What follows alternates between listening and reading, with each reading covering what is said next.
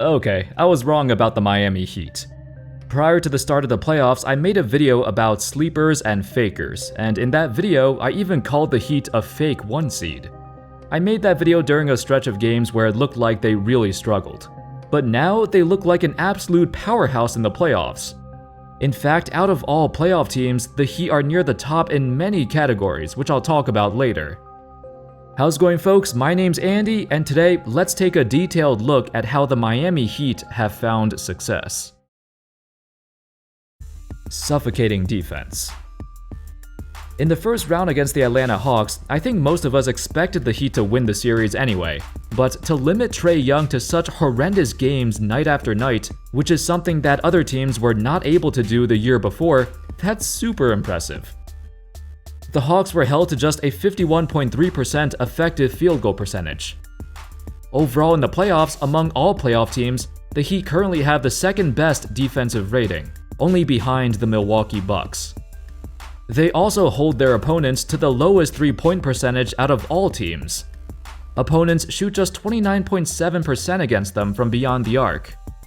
Defending the three-point line was a major focus for the Heat all season long, hence why in the regular season they held opponents to the lowest three-point percentage in the league, 33.9%. It's cool to see it translate into the playoffs too. That doesn't happen all the time.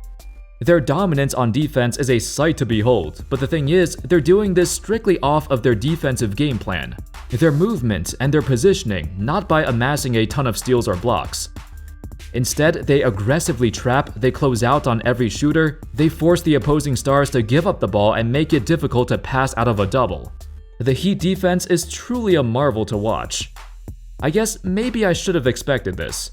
A few years back, their incredible run to the finals was kinda dismissed, because the season after, they got swept in the first round. They were labeled as a bubble team, and few believed they could reach the finals again. However, in these playoffs, they're showing that their playoff run in the bubble was not a fluke. This defense, this tenacity we've seen many a time before, it's legit, it's who they are. Of course, it goes without saying that perhaps the series against the Sixers would be different if Joel Embiid was fully healthy. Maybe some of their defensive metrics are inflated because of that, but still, they're making the most of this opportunity. The East is as open as it's ever been. Jimmy Butler's redemption. In the year prior, Jimmy Butler had one of the worst series of his career, maybe one of the worst of all time for a star. Against the Bucks in the first round, he got completely shut down. For reference, in the 4-game sweep, Butler averaged an abysmal 14 points a game on 29.7% shooting. Considering that in the year before that, where the Heat defeated the Bucks in 5, Butler popped off. It was a huge setback, a huge drop-off. But now, Butler's back. In the playoffs, he's been absolutely killing it. While his numbers are impressive, the most shocking part is his three-point shots. He all of a sudden has a three-pointer now. In the regular season, he had like a 20-game stretch where he only hit like 4 threes total. For the season, he registered his worst three-point percentage since his rookie year. So for him to shoot this much better in the playoffs, that's a huge game changer. Defenders actually need to guard him at the three-point line.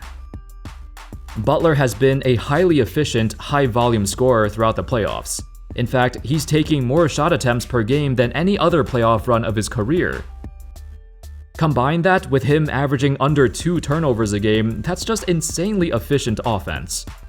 On defense, the side of the court that Butler has always cherished, he's still as active as ever. In the playoffs, he's been first in deflections per game, with 4.3. In addition, he leads all players in steals per game, with 2.5.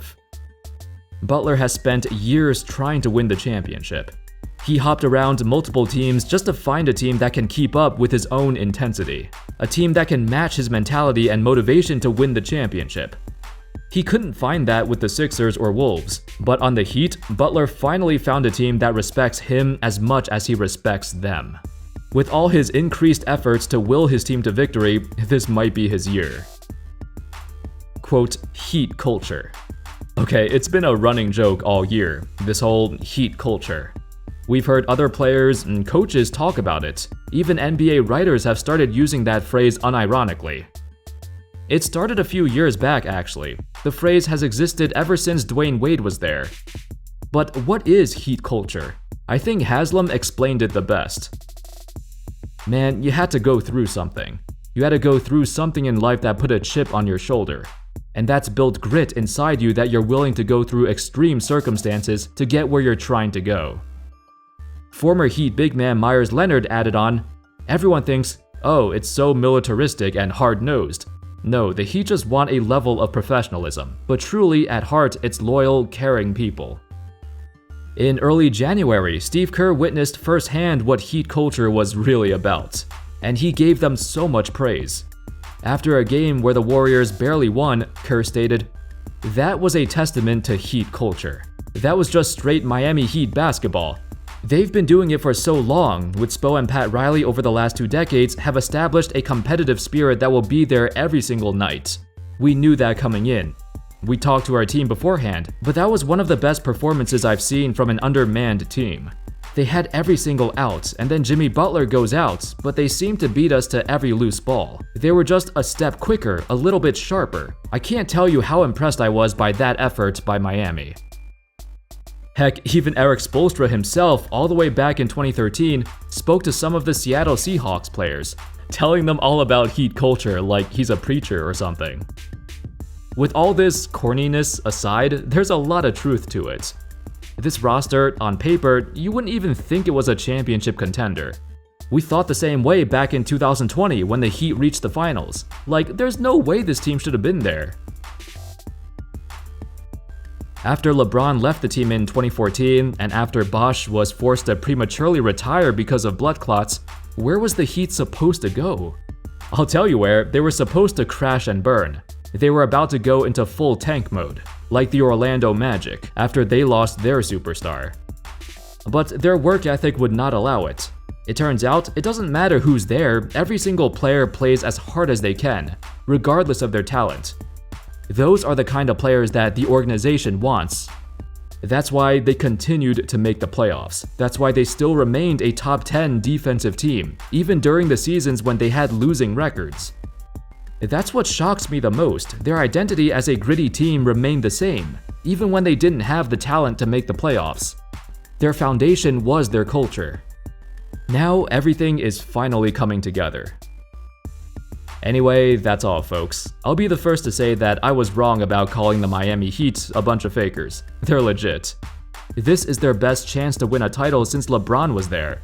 Let me know your thoughts in the comment section. Do you think the Heat can win a title this year or a title in the foreseeable future? Let me know in the comments. Thank you all so much for watching. I hope y'all enjoyed the video, and of course, as always, I'll see you next time. Peace.